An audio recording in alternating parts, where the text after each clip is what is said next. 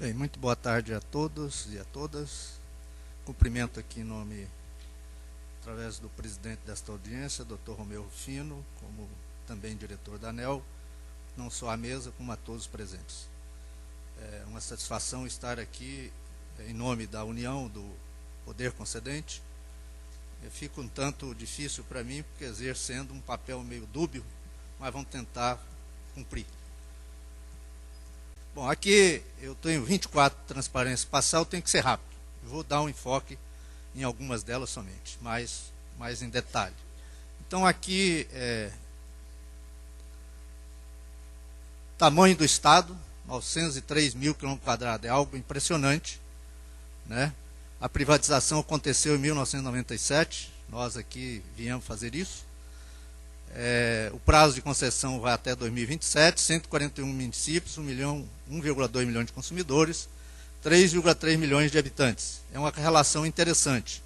O Brasil não tem essa relação no todo. Isso é alguns estados muito em particular. Isso significa o quê? Que tem muito consumidor proporcional ao número de habitantes. Esse é o mercado. 55 anos a instituição foi criada, 3,4 bilhões de receita anual médio. Isso aqui é um valor médio, 3.401 colaboradores, aí entre próprios e terceirizados, os próprios são da ordem de 1.900. Aí, bom, como já disse, né, nosso papel aqui é de interventor, representando o poder concedente. Portanto, eu não estou aqui na pessoa do dono da concessionária, ou da concessão, mas representando o poder concedente nessa fase transitória. A intervenção administrativa ela foi determinada por essa resolução, pela ANEEL. O objetivo é defender o interesse público, a preservação do serviço, a gestão adequada dos negócios, assegurando o cumprimento das obrigações que estão lá no contrato de concessão. Alguns aspectos favoráveis, que é dada a continuidade de prestação de serviço, ampliação por excepcionalidade, isso foi uma concessão necessária, vamos dizer assim, já que as regras gerais da concessionária não permitem que ela tenha reajuste de tarifa quando está em inadimplência em algum encargo setorial. Então aqui veio uma excepcionalidade face a que o interventor não dispõe de forma, de meios de ir ao mercado buscar recursos. A suspensão de pagamento. Desculpa.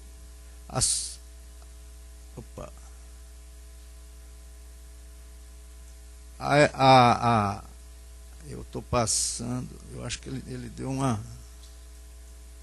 Por que ele não está voltando, hein? Ele me passou, ele não está voltando no que eu queria, mas vou passar por aqui. Então, aqui alguns aspectos favoráveis à concessão desse estado, grande estado, a economia dinâmica do Mato Grosso, um crescimento expressivo de mercado, uma expansão de turismo, nem tanto, mas também começa a ficar significativo, a integração com o mercado mundial através do grande produtor de grãos e outros produtos que eu vou comentar aí mais na frente. Um ponto, densidade demográfica, ela é muito rarefeita, principalmente no norte do estado, conforme aí está mostrando, 1,8 habitantes por quilômetro quadrado. Grandes áreas com restrições a intervenções, por exemplo, questão de reservas indígenas, etc. Isso traz uma dificuldade. Você vai construir linha, tem impeditivos. Inclusive, temos um caso típico aqui de uma cidade que tem atendimento térmico e que nós precisávamos construir uma linha, passava em área indígena, e isso já está se arrastando por muito tempo. Mas são coisas que o concessionário tem que enfrentar e resolver. Condições meteorológicas críticas. Tem hora que eu fico até meio apavorado aqui com as tempestades aqui na região. É porque é uma região muito plana, né? E por causa disso, quando vem ventos, eles vêm devastadores. Dificuldade de comunicação. Esse é um ponto muito nevrálgico que dificulta a nossa operação de sistema. O programa Luz para Todos, o que ele traz de problema para o sistema? Ele agrega novas redes. E se em áreas que não foram atendidas, num estado tão grande quanto esse, são grandes redes, tudo longe, e você, para atender uma falta de energia, você demora. Por isso o FEC, e eu vou mostrar lá que o DEC, ao invés de diminuir, está até aumentando. Aí é só para mostrar como é que é a transição você transitar por esse grande estado em certas épocas do ano. Aqui é só para mostrar o faturamento da energia, né? Nós temos aqui um ponto a destacar, no meu entender: o consumo de área industrial não é tão grande, o comercial é, no meu entender, peculiar, porque a maioria das concessões isso aí está em torno de 10%, 12%, e Mato Grosso é 23%. Eu não sei nem explicar por que isso, mas talvez por grandes centros de vendas e de negócios. E o crescimento aí da energia vendida lá em 2008, né, nós tínhamos 4.780, aqui estamos com 5.620. É um mercado extraordinário. Aqui o número de consumidores, nem tanto o número de consumidores é tão... O crescimento do número de consumidores não é tão significativo assim, ele está com 6%, enquanto que esse negócio aqui está meio estranho, viu? Ó, ele tem hora que não passa. Bom, então, ó, temos hoje 1.170 consumidores. O número de consumidores livres, 86. Isso é significativo, não é? É significativo, porque o cativo paga na medida que muito consumidor cativo se torna livre, o que fica cativo paga um pedaço da conta. Não dá para esclarecer muito sobre isso aqui. Número de geradores com contratos no uso do sistema de distribuição, 65 geradores. Isso aqui é muito interessante para o Estado. Eu não sei se eu vou apresentar uma transparência aí, eu acho que sim, na parte de perdas técnicas da SEMAT. Eu diria que as perdas técnicas da SEMAT são muito baixas, muito boas. Isso aqui é só um dado técnico, né, o crescimento do número de subestações, ele é sempre crescente, nós estamos aí com 145 subestações, o número de linhas de transmissão, e reduzindo as cidades. Nós temos hoje ainda 4 cidades que têm usina térmica. E devemos, ainda este ano,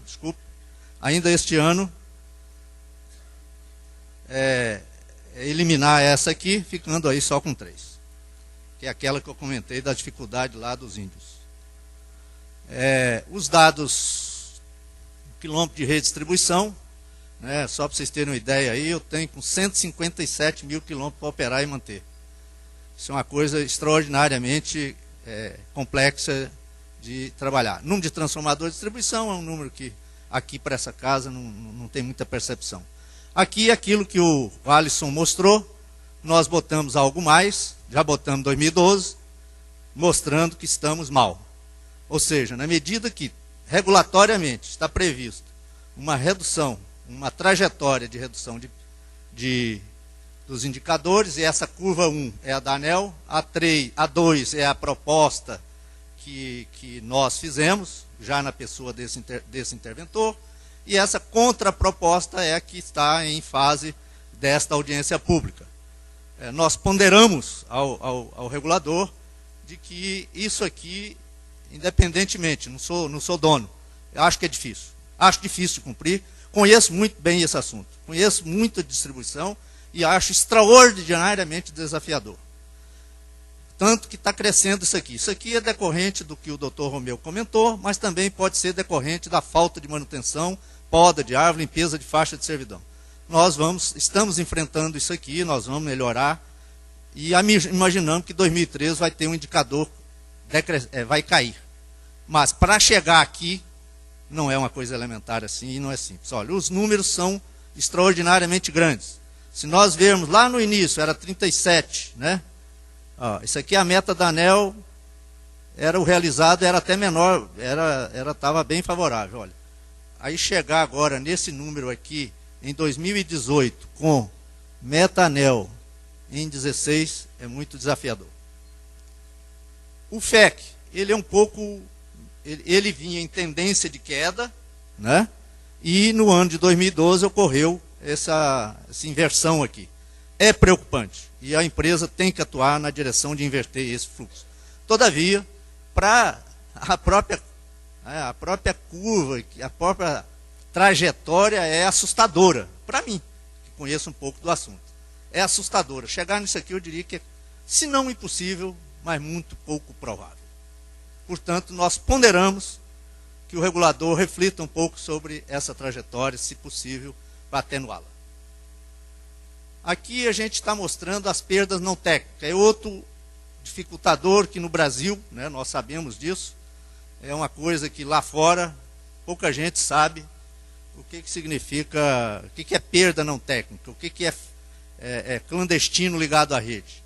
Aqui no Brasil é uma coisa comum. Então nós temos aqui o real dessa empresa e aqui a trajetória que a ANEEL está imaginando lá.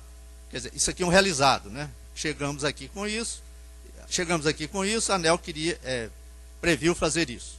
Nós não conseguimos. Nesse sentido aqui, nós temos para esse próximo ciclo tarifário, nós temos uma trajetória que a ANEEL parte sempre daquele número que anterior que foi atingido, do 7,24 para chegar em 4,84. Aqui também é algo desafiador. Hoje nós temos 150 turmas e nós,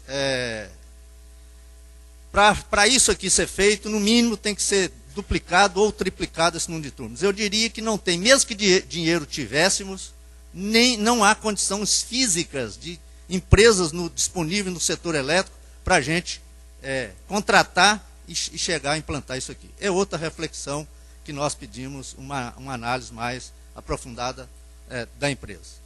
Aqui são atendimentos comerciais, destaco aqui, tem hora que ele passa, tem hora que ele não passa.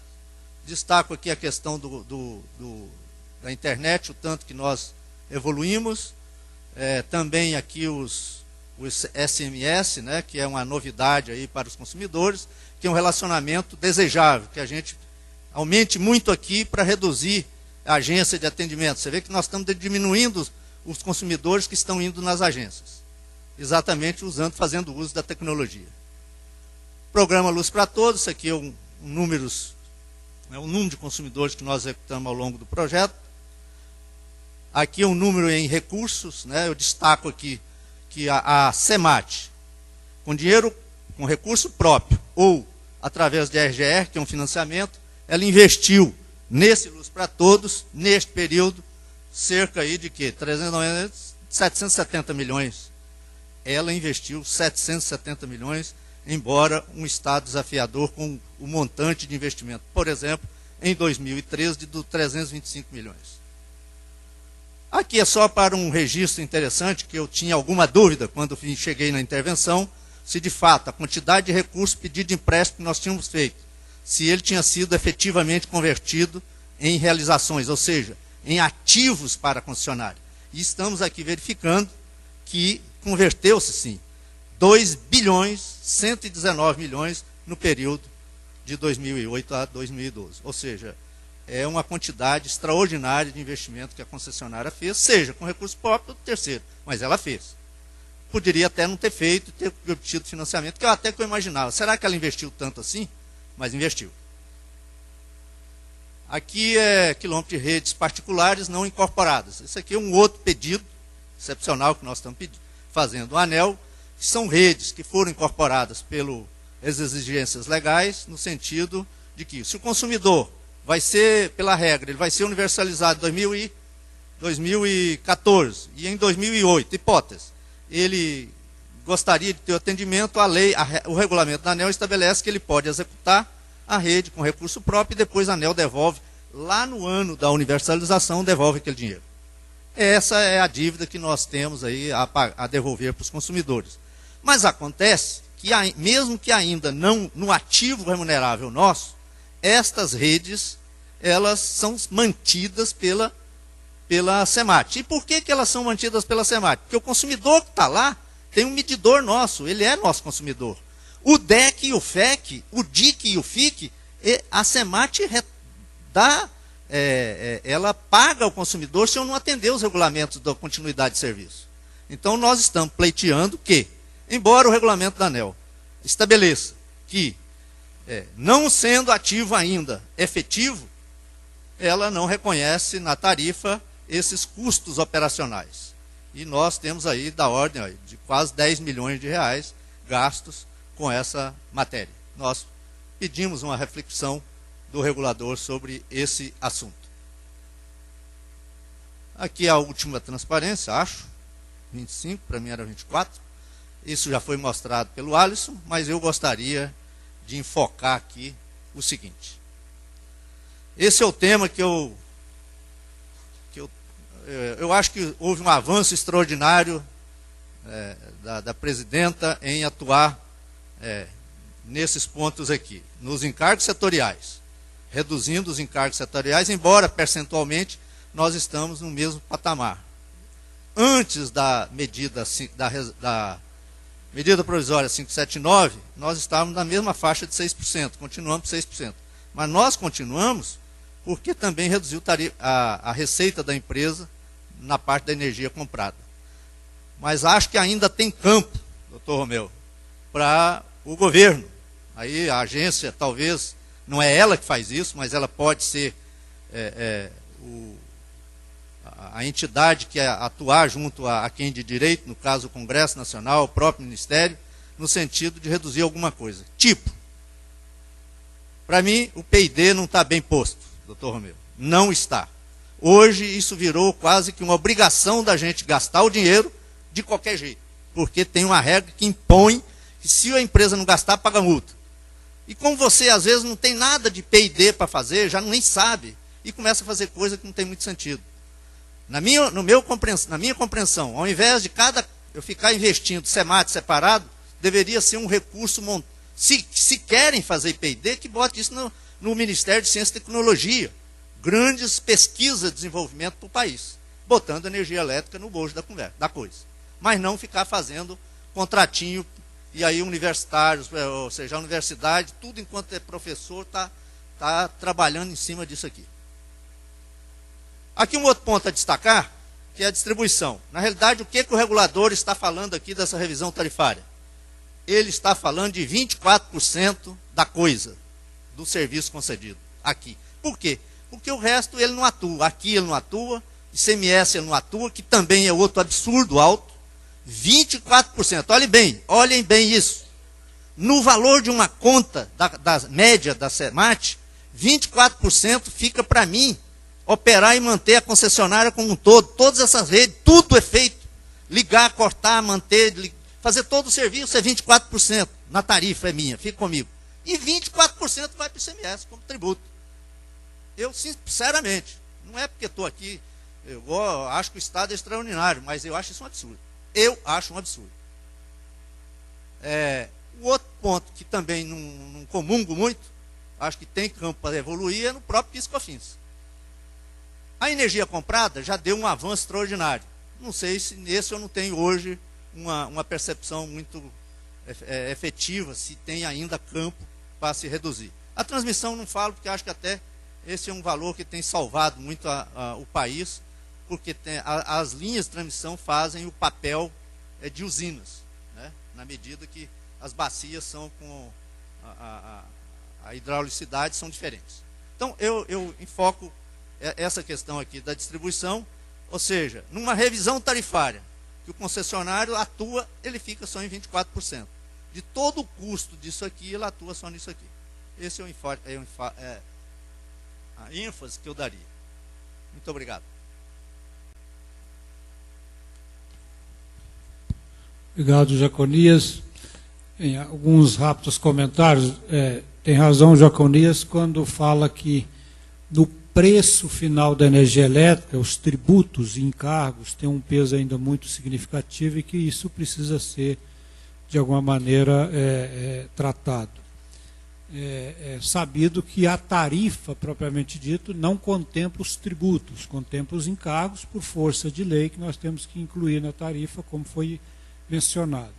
Mas ao valor definido pela ANEEL como tarifa, acrescenta-se o PIS/COFINS, que é um tributo agregado à tarifa para chegar ao preço final, e também acrescenta o ICMS, como foi mencionado. Claro, sabemos que é um tributo de âmbito estadual, que a ANEEL não tem, e nem o governo federal diretamente não tem nenhuma interferência na fixação do valor, tanto é que ele é bastante diferenciado de estado para estado.